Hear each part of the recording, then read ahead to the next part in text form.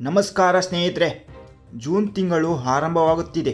ಹೊಸ ತಿಂಗಳು ಎಂದರೆ ಕ್ಯಾಲೆಂಡರ್ ಮಾತ್ರ ಬದಲಾಗುವುದಲ್ಲ, ನಮ್ಮ ದೈನಂದಿನ ಜೀವನಕ್ಕೂ ಸಂಬಂಧಿಸಿದ ಹಲವು ಪ್ರಮುಖ ಬದಲಾವಣೆಗಳು ಜಾರಿಗೆ ಬರುವ ಸಾಧ್ಯತೆ ಇರುತ್ತದೆ. ನೀವು ಶಾಲಾ ಮಕ್ಕಳ ಪೋಷಕರಾಗಿರಬಹುದು, ಗ್ಯಾಸ್ ಸಿಲಿಂಡರ್ ಬಳಸುವವರಾಗಿರಬಹುದು, ಪಿಂಚಣಿ ಪಡೆಯುವವರಾಗಿರಬಹುದು ಅಥವಾ ಬ್ಯಾಂಕಿಂಗ್ ಸೇವೆಗಳನ್ನು ಬಳಸುವ ಸಾಮಾನ್ಯ ನಾಗರಿಕರಾಗಿರಬಹುದು. ಆದರೆ ಜೂನ್ 1ರಿಂದ ಏನೆಲ್ಲ ಬದಲಾವಣೆಗಳು ಆಗಲಿವೆ? ಈ ಬದಲಾವಣೆಗಳಿಂದ ಸಾಮಾನ್ಯ ಜನರಿಗೆ ಲಾಭವಾಗುತ್ತದೆಯೇ ಅಥವಾ ಹೊಸ ಸಮಸ್ಯೆಗಳು ಎದುರಾಗಬಹುದೇ? ಶಾಲಾ ದಾಖಲಾತಿ ವಯೋಮಿತಿ, ಗ್ಯಾಸ್ ಸಿಲಿಂಡರ್ ದರ, ಪಿಂಚಣಿ ಫಲಾನುಭವಿಗಳಿಗೆ ಹೊಸ ಸೂಚನೆಗಳು, ಬ್ಯಾಂಕಿಂಗ್ ನಿಯಮಗಳು ಹಾಗೂ ಇನ್ನು ಹಲವು ಪ್ರಮುಖ ವಿಷಯಗಳ ಬಗ್ಗೆ ಇಂದು ಸಂಪೂರ್ಣ ಮಾಹಿತಿಯನ್ನು ತಿಳಿದುಕೊಳ್ಳೋಣ. ಹಾಗಾಗಿ ವಿಡಿಯೋವನ್ನು ಕೊನೆಯವರೆಗೂ ನೋಡಿ, ತಪ್ಪದೇ ನೋಡಿ, ಏಕೆಂದರೆ ಒಂದು ಪ್ರಮುಖ ಮಾಹಿತಿ ಮಿಸ್ ಮಾಡಿದರೂ ಅದು ನಿಮ್ಮ ದೈನಂದಿನ ಜೀವನದ ಮೇಲೆ ಪರಿಣಾಮ ಬೀರುವ ಸಾಧ್ಯತೆ ಇದೆ. ಬನ್ನಿ ಜೂನ್ ತಿಂಗಳ ಪ್ರಮುಖ ಅಪ್ಡೇಟ್ಗಳನ್ನು ಆರಂಭಿಸೋಣ. ಮೊದಲನೆಯದು ಶಾಲಾ ದಾಖಲಾತಿ ವಯೋಮಿತಿ ಸಡಿಲಿಕೆ. ಮೊದಲಿಗೆ ಪೋಷಕರಿಗೆ ಸಂತಸದ ಸುದ್ದಿ. 1ನೇ ತರಗತಿ ದಾಖಲಾತಿಗೆ ಸಂಬಂಧಿಸಿದ ವಯೋಮಿತಿ ನಿಯಮ ಕಳೆದ ಕೆಲವು ವರ್ಷಗಳಿಂದ ಸಾಕಷ್ಟು ಚರ್ಚೆಗೆ ಕಾರಣವಾಗಿತ್ತು.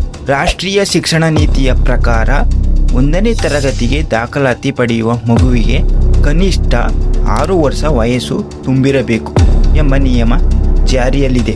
ಆದರೆ ಹಲವಾರು ಸಂದರ್ಭಗಳಲ್ಲಿ ಮಕ್ಕಳಿಗೆ ಕೇವಲ 1 ಅಥವಾ 2 ತಿಂಗಳು ವಯಸ್ಸು ಕಡಿಮೆ ಇರುವ ಕಾರಣದಿಂದ ದಾಖಲಾತಿ ಸಿಗದೆ 1 ವರ್ಷ ಕಾಯಬೇಕಾದ ಪರಿಸ್ಥಿತಿ ಎದುರಾಗುತ್ತಿತ್ತು. ಇದರಿಂದ ಪೋಷಕರಲ್ಲಿ ಆತಂಕ ಮತ್ತು ಗೊಂದಲ ಹೆಚ್ಚಾಗಿತ್ತು.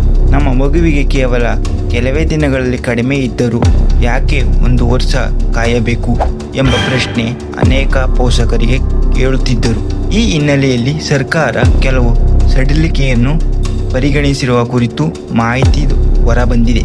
ಈ ನಿರ್ಧಾರದಿಂದ ಸಾವಿರಾರು ಮಕ್ಕಳಿಗೆ ಅನುಕೂಲವಾಗುವ ಸಾಧ್ಯತೆ ಇದೆ. ಇದರ ಮುಖ್ಯ ಲಾಭ ಏನೆಂದರೆ ಮಕ್ಕಳು ತಮ್ಮ ಸಮಯಕ್ಕೆ ಸ್ನೇಹಿತರೊಂದಿಗೆ ಶಿಕ್ಷಣವನ್ನು ಮುಂದುವರಿಸಬಹುದು. 1 ವರ್ಷ ಹಿಂದುಳಿಯುವ ಪರಿಸ್ಥಿತಿ ಕಡಿಮೆಯಾಗುತ್ತದೆ. ಆದರೆ ಇಲ್ಲಿ ಒಂದು ವಿಷಯ ನೆನಪಿಟ್ಟುಕೊಳ್ಳುವುದು ಮುಖ್ಯ. ಪ್ರತಿ ಶಾಲೆಯಲ್ಲೂ ದಾಖಲಾತಿ ಪ್ರಕ್ರಿಯೆ ಮತ್ತು ದಾಖಲೆಗಳ ಪರಿಶೀಲನೆ ವಿಭಿನ್ನವಾಗಿರಬಹುದು. ಅದರಿಂದ ನಿಮ್ಮ ಮಗುವಿನ ವಯಸ್ಸು, ಜನನ ಪ್ರಮಾಣಪತ್ರ ಮತ್ತು ಇತರ ದಾಖಲಾತಿಗಳನ್ನು ಮುಂಚಿತವಾಗಿಯೇ ಸಿದ್ಧಪಡಿಸಿಕೊಳ್ಳಿ. ದಾಖಲಾತಿ ಮಾಡಿಸುವ ಮೊದಲು ಸಂಬಂಧಪಟ್ಟ ಶಾಲೆ ಅಥವಾ ಶಿಕ್ಷಣ ಇಲಾಖೆಯ ಅಧಿಕೃತ ಮಾಹಿತಿ ಪಡೆದುಕೊಳ್ಳುವುದು ಉತ್ತಮ. ಇದರಿಂದ ನಂತರ ಯಾವುದೇ ಗೊಂದಲ ಅಥವಾ ತೊಂದರೆ ಉಂಟಾಗುವುದಿಲ್ಲ. ಹಾಗಾಗಿ ಪೋಷಕರೇ ನಿಮ್ಮ ಮಗುವಿನ ಶಿಕ್ಷಣದ ಬಗ್ಗೆ ಮುಂಚಿತವಾಗಿಯೇ ಮಾಹಿತಿ ಪಡೆದು ಸರಿಯಾದ ಸಮಯದಲ್ಲಿ ದಾಖಲಾತಿ ಮಾಡಿಸಿ. 2ನೇಯದು LPG ಗ್ಯಾಸ್ ಸಿಲಿಂಡರ್ ದರ ಬದಲಾವಣೆ. 2ನೇಯದು ಪ್ರಮುಖ ವಿಷಯ LPG ಗ್ಯಾಸ್ ಸಿಲಿಂಡರ್ ದರ. ಸ್ನೇಹಿತರೆ, ಪ್ರತಿಯೊಂದು ಮನೆಯ ಅಡುಗೆ ಕೋಣೆಯಲ್ಲೂ ಗ್ಯಾಸ್ ಸಿಲಿಂಡರ್ ಒಂದು ಅವಿಭಾಜ್ಯ ಭಾಗವಾಗಿದೆ. ಅದರಿಂದ ಗ್ಯಾಸ್ ದರದಲ್ಲಿ ಆಗುವ ಯಾವುದೇ ಬದಲಾವಣೆ ನೇರವಾಗಿ ಕುಟುಂಬದ ಮಾಸಿಕ ಖರ್ಚಿನ ಮೇಲೆ ಪರಿಣಾಮ ಬೀರುತ್ತದೆ. ಪ್ರತಿ ತಿಂಗಳ ಮೊದಲ ದಿನ ತೈಲ ಕಂಪನಿಗಳು ಹೊಸ LPG ದರಗಳನ್ನು ಪ್ರಕಟಿಸುತ್ತಿವೆ. ಅಂತಾರಾಷ್ಟ್ರೀಯ ಮಾರುಕಟ್ಟೆಯಲ್ಲಿ ಕಚ್ಚಾ ತೈಲ ಮತ್ತು ಗ್ಯಾಸ್ ಬೆಲೆಗಳಲ್ಲಿ ಆಗುವ ಏರಿಳಿತದ ಆಧಾರದ ಮೇಲೆ ಈ ದರಗಳು ನಿರ್ಧಾರವಾಗುತ್ತವೆ. ಒಂದು ವೇಳೆ ದರ ಏರಿಕೆಯಾದರೆ ಸಾಮಾನ್ಯ ಕುಟುಂಬಗಳಿಗೆ ಹೆಚ್ಚುವರಿ ವೆಚ್ಚವಾಗಬಹುದು. ಅದೇ ರೀತಿ ದರ ಇಳಿಕೆಯಾದರೆ ಜನರಿಗೆ ಸ್ವಲ್ಪ ಮಟ್ಟಿನ ನಿರಾಳತೆ ಸಿಗಬಹುದು. ಗೃಹ ಬಳಕೆಯ LPG ಸಿಲಿಂಡರ್ ಮಾತ್ರವಲ್ಲದೆ ವಾಣಿಜ್ಯ ಸಿಲಿಂಡರ್ಗಳ ದರದಲ್ಲಿಯೂ ಬದಲಾವಣೆ ಆಗುವ ಸಾಧ್ಯತೆ ಇರುತ್ತದೆ.